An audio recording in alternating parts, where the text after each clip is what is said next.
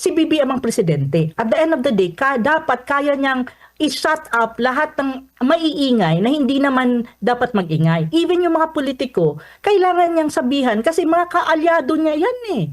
Diyos ko, huwag tayo magbulahan. There's such a thing as unholy alliance between the red, the Pinklawan, and the BBM camp. Goodness. Tawag nito, kaya naman yung sabihin ng mga yan, hoy, shut up muna. Let me handle it. Hindi nyo bola yan, bola ko yan. Executive yan eh. So, ganun dapat. Pero, look, what happened? Even si Tarela, hindi mo patahimik ni BBM. Anong klaseng leadership meron siya? That is a low subordinate compared to him being the president. Hindi nga niya ma-fire eh. Hindi nga niya ma-discipline.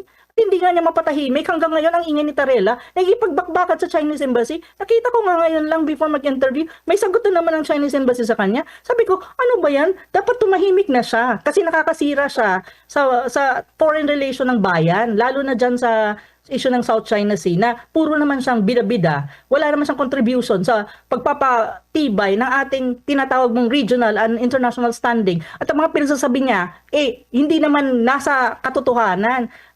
Ang hirap ni Tarela, sinusunod niya yung amo niya na nasa kabilang side of the Pacific kaysa sa Pilipinas na dapat yun ang kanyang pinangangalagaan. Opo. Ang jingoist ng taong yan eh. But at the end of the day, kahihiyan niya ng buong bansa at ng mga Pilipino din, hindi lang ni BBM.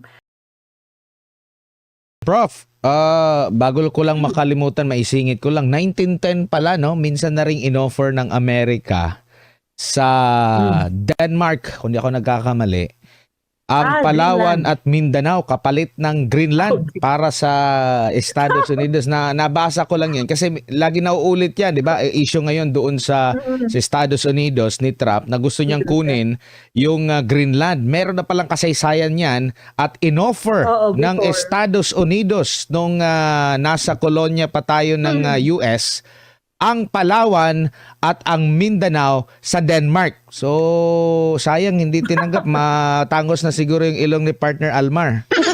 Oo, hindi tinanggap eh. No? Imagine that. Oo. Ang layo, imagine, no? Amerika yung offer ang Pilipinas. Ang layo ng Denmark sa Pilipinas, pero in-offer pa rin tayo. Totoo yan. Yung nabasa mo, nasa historical records yan. Opo. Kung if you look at the issue of Greenland, which is na mainit na issue right now, na gustong inuulit na naman ng United States, gusto nilang kunin. Kasi Opo. strategic yan eh. Parang nag-ano lang, no? Nag-o-offer lang ng kung ano-ano. Pero huli na lamang po, Prof, sa isang bansa, no?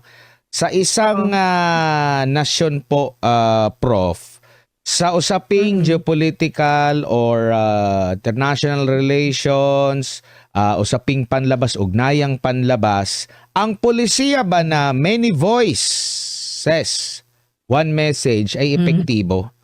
Kumbaga maraming tagapagsalita, iisa lang ang mensahe. Sabi nila, yun daw yung polisiyang epektibo po ba yan sa isang bansa, lalo na kung meron kang No, Admar, mahirap yan. Kasi ang daming voices, tapos mali-mali pa mga sinasabi.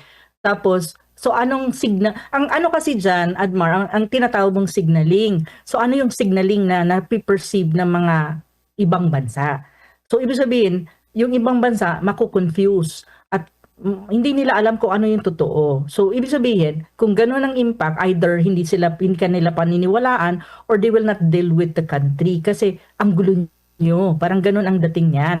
Actually, dapat ang isang bansa, lalo na sa mga sensitive na issue, ang communication niya is well coordinated among relevant agency depending on the issue.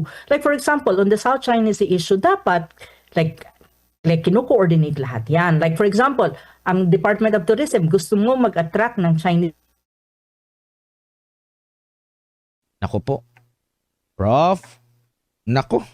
Yung panghuling tanong ko pa naman ay yun na.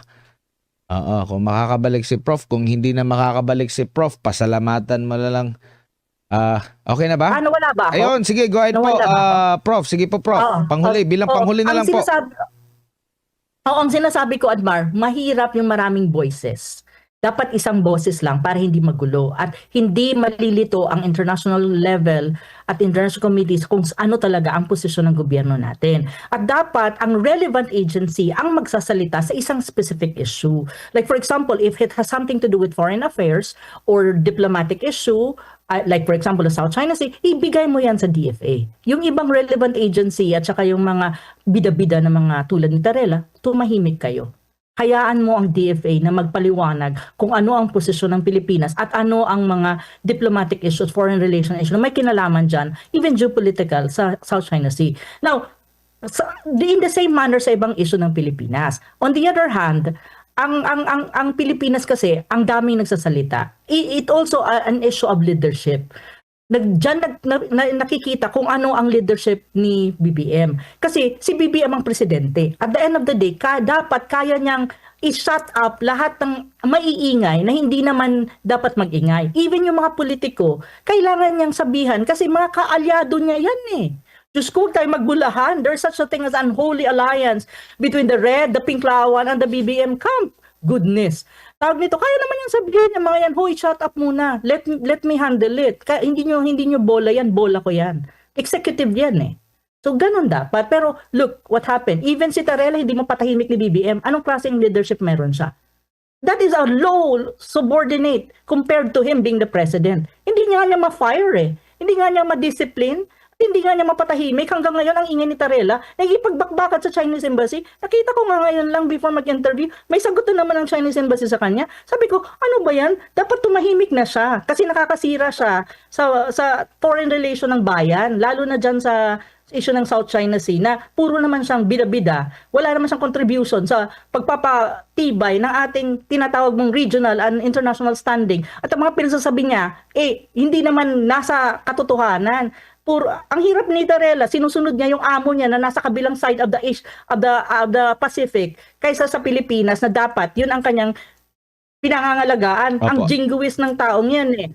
Nakakairita kasi it compromises our regional standing and our international standing. It compromises kung paano tayo tinitignan ng mga tao at saka ino-compromise. Imagine mo anong sabi ng ano nangyari sa Pilipinas, isang Coast Guard hindi madisiplina.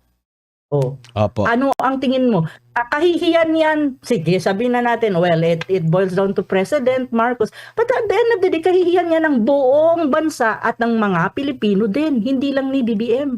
Do si BBM ang unang tatamaan, pero actually lahat tayo tinatamaan. Opo. Yun yung dapat maintindihan ng mga taong ito.